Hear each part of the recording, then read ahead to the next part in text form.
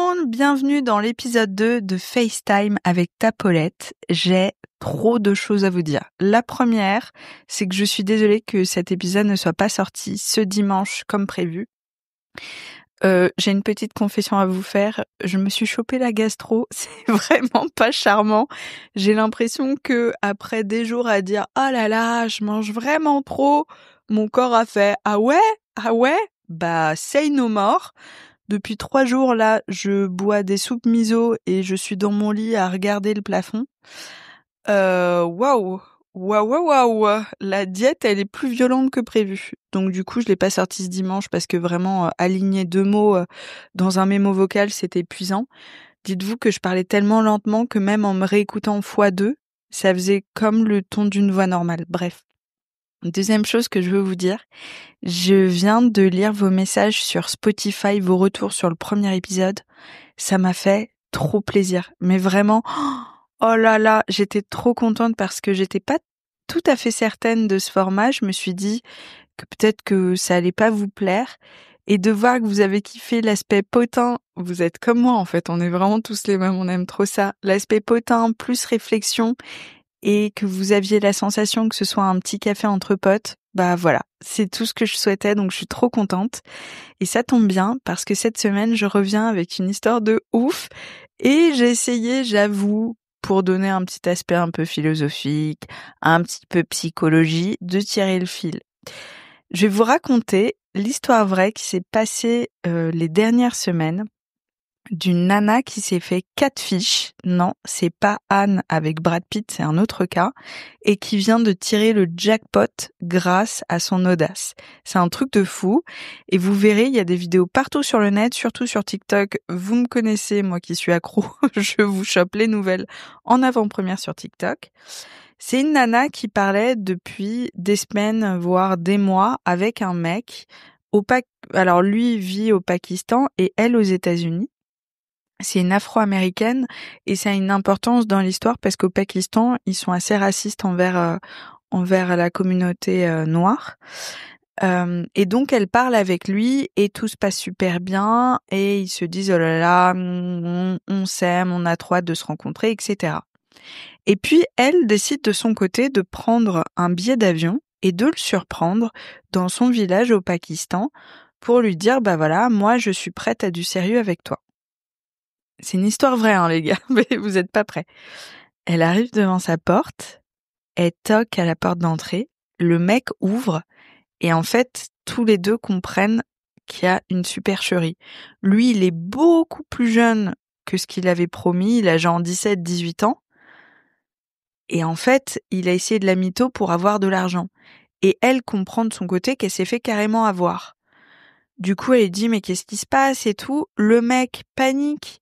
Il a pas une réaction de quelqu'un qui garde son sang-froid. En même temps, il a 17 ans. Il court, voilà. Il passe la porte d'entrée, il s'enfuit. Et donc, elle se retrouve nez à nez avec la maman de celui-ci, puisqu'il habite encore chez ses parents, quoi.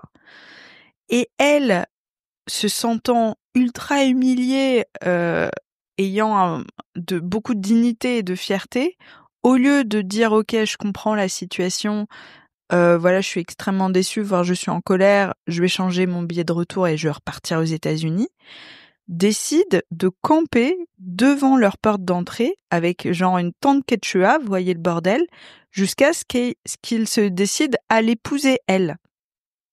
Sauf que dans ce petit village au Pakistan, il y a encore du racisme, ils voient peu d'étrangers, encore moins d'ethnie noire, etc. Ils n'ont pas accès vraiment à des gens d'autres ethnies. Et donc, les gens commencent à affluer, être étonnés de voir une couleur de peau différente, etc. Et donc, commencent tous à s'amasser autour d'elle, qui a sa tante devant la porte d'entrée de ce jeune homme. Et elle décide d'adopter une posture que je trouve fantastique. Elle se met en colère et elle se positionne en tant que chef du village et elle commence à dire « c'est une honte, j'en appelle à ceux qui dirigent ce pays, il faut plus d'écoles, plus de moyens, les routes sont en très mauvais état, les gens n'ont pas de quoi manger, ça ne va pas du tout, etc. Elle commence à gueuler. Donc du coup, tout le monde se rassemble autour d'elle, commence un peu à être perturbé par ce qui se passe. Les autorités locales s'emparent de l'affaire. Elle revendique devant les autorités, en plus avec un aplomb qui est extraordinaire. Vraiment, vous verriez sa tête, elle est géniale cette femme, elle est en mode « ce n'est pas vos affaires, je ne veux discuter qu'avec le président du pays, etc. etc. » Bref, elle s'enfonce dans son mensonge. Elle dit « voilà, à partir d'aujourd'hui, je suis pakistanaise, je réclame 120 000 € pour pouvoir aider les autorités locales à construire plus d'écoles, à donner plus d'argent à ceux qui en ont le besoin, etc., etc. » Donc, les télés commencent à affluer, mais à l'international, à ce stade-là. Le jeune homme, lui, il est toujours introuvable. Elle commence à s'asseoir avec le maire et à discuter, et elle devient figure d'autorité. Donc ça faisait plusieurs jours que l'info circulait au niveau international et tout le monde est à la fois mis s'apprête à sourire quoi, parce qu'elle dit bien sûr je me revendique pakistanaise alors qu'elle a un visa à durée d'1 semaine, vous voyez le truc. Et à la fois on est tous un peu bluffés par son aplomb. Et moi je me disais putain mais c'est dingue à quel point sa fierté l'a poussée à continuer à s'enfoncer dans son mensonge, au lieu de repartir un peu la queue entre les jambes, mais de repartir aux États-Unis, et puis affaire close, on n'en parle plus, vous voyez. Figurez-vous qu'hier ou avant-hier, je sais plus trop parce que j'étais dans mon lit à ce moment-là, elle a reçu 100 000 € du Pakistan. 100 000 € pour pouvoir effectivement améliorer la vie locale. Et il y a une vidéo d'elle en train de compter ses billets avec un cigare à la bouche. Et moi, je trouve que, outre le fait que c'est trop drôle comme histoire, mais c'est incroyable en fait, à quel point, quand on ose, mais en fait, on peut tout avoir ou presque. C'est ça la leçon à tirer de ce dernier potin en date. C'est que, je sais pas vous, mais moi je suis trop bien élevée en fait, je suis trop polie, j'ai trop peur de déranger. La meuf, elle est là. Je peux vous dire que sur les vidéos, elle engueule tous les mecs en mode maintenant c'est moi qui parle, vous fermez votre bouche et tout. Du coup, tout le monde l'écoute en fait. Elle a tellement d'autorité, elle y croit en fait tellement elle-même qu'elle arrive à dégager cette énergie-là. Je trouve ça exceptionnel. Et ça m'a fait penser au fait que putain, mais moi j'ose pas assez. J'ai 2 exemples à vous donner en lien avec la leçon. Il y en a un qui est franchement trop triste. Il y a 10 ans, j'étais à un voyage de presse avec Ikea. J'étais chez Cosmo à ce moment-là. Et c'était un voyage de presse pour la collaboration entre Virgil Abloh et Ikea. Et on était à une sorte de fête où c'était vraiment un banquet avec un buffet, on pouvait tous déjeuner. C'était vraiment bon enfant. Et il y avait Virgil Abloh qui était à la table, vraiment collé derrière la mienne. Son dos touchait quasiment le mien parce que c'était des banquets qui étaient très serrés. Et je m'étais fait un copain journaliste sur le coup qui m'a dit « mais vas-y, va lui parler et tout ». Je me rappelle plus si j'avais la leçon, mais peut-être que j'avais commencé la leçon. C'était peut-être il y a moins de 10 ans, du coup. Il y a 8 ans, 7 ans. Mais en tout cas, je me rappelle, je devais avoir la leçon parce que je me rappelle de ce copain journaliste fait durant ce voyage qui m'avait dit, va lui parler pour lui parler de ton podcast. Et j'avais pas osé. J'avais pas osé déranger et tout. C'était un Américain à l'époque. Il était pote avec Kanye West, qui n'était pas encore problématique. Et ça m'avait vachement impressionné. Et j'y repense aujourd'hui et je me dis c'est extrêmement triste parce que Virgil Abloh est malheureusement décédé d'un cancer il y a genre 2 ans de ça.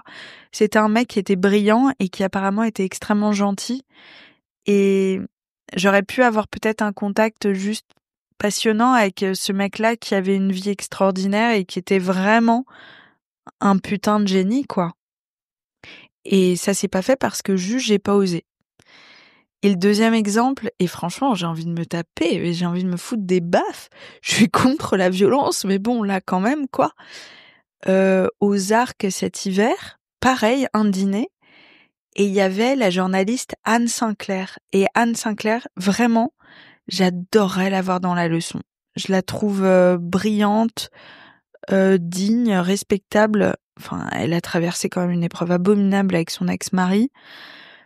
Et puis, même sans cette affaire-là, c'est une journaliste hors pair, quoi. C'est vraiment une journaliste que je respecte et j'ai pas voulu la déranger. Pareil, elle est passée devant moi et j'ai un peu courbé le dos, quoi, et j'étais en mode: «Non, j'ose pas et tout». Mais en fait, je pense que je me mens un peu à moi-même quand je dis: «Je veux pas la déranger et tout». C'est la réalité, mais pas que. C'est surtout que je m'en sens pas capable, que je m'en sens pas à la hauteur, que je n'ai pas assez confiance en moi, en fait.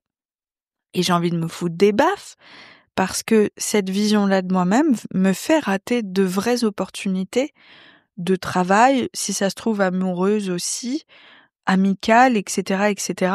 Sportive, il y a tellement de trucs que j'ai pas osé faire, tellement d'aventures.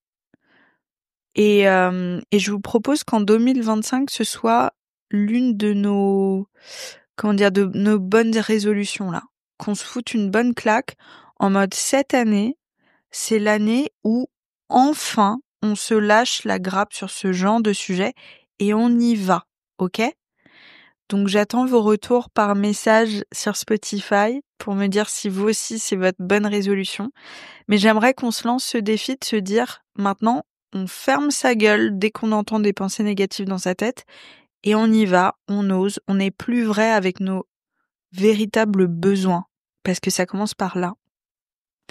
Donc voilà, c'était le potin trop drôle de la semaine, cette nana extraordinaire au Pakistan qui est en train de faire une petite guérilla, quoi, tout simplement, juste parce que elle a matché avec un gars sur une appli de rencontre. Enfin, franchement, c'est dingue quand même le destin des gens.